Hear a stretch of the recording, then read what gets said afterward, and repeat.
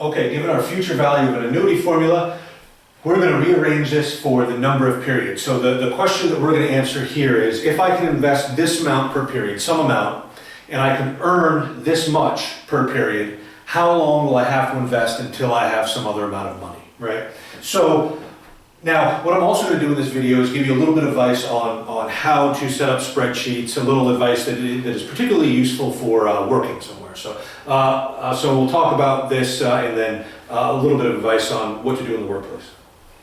Okay, so if we want to answer that question, we have our future value of an annuity formula, and then we can solve it for n. I solved it. You can check my arithmetic. That this should be the number of periods, right? So if we were to say, now, I have an example here. This was pretty much the same as the previous example, right? But in the previous example, we were solving for C. So I just took the C we solved for here, and then now we're going to solve for N. So if this is right, so the idea here is if I want $10,000, right, at the end of some amount of time, I don't know yet, I want $10,000 at the end of some amount of time, I can invest at...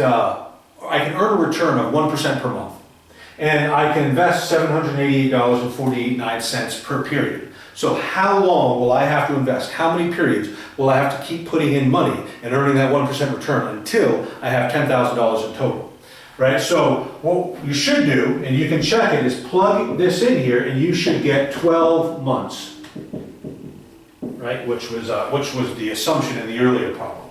Now, one of the reasons why I do this, so you can check this. So this is how the problems will be worded on exams, and this is how to calculate the answer. But one of the things I often get from students is, well, how do I know? Like in my classes, you can use Excel for your exam. So they say, well, how do I know that my formulas are right? And also, this is interesting because it allows me to give you a little bit of advice about, let's say you're a student now, you're an undergrad student, and you're going to go work somewhere. See, the weird thing is, when you're an undergrad, as it should be, you're doing calculations, and then they might be right, they might be wrong. But then you're going to go work somewhere as a financial analyst, and then all the calculations have to be right? The idea is, if you keep handing in incorrect calculations, this is going to hinder your career, let's say. So the idea here is, how do you know that you entered your formulas incorrect without asking me? You can, as in my class, you can always ask me, but once you go work somewhere, you have to be able to figure out ways to check your own work. And this is what I would do, just simple stuff like this. So I know beforehand, because my answer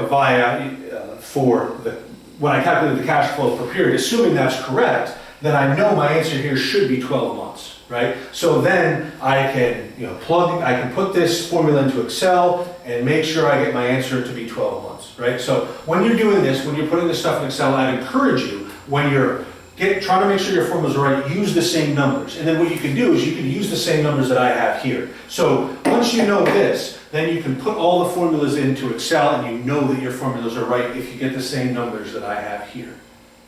Excellent.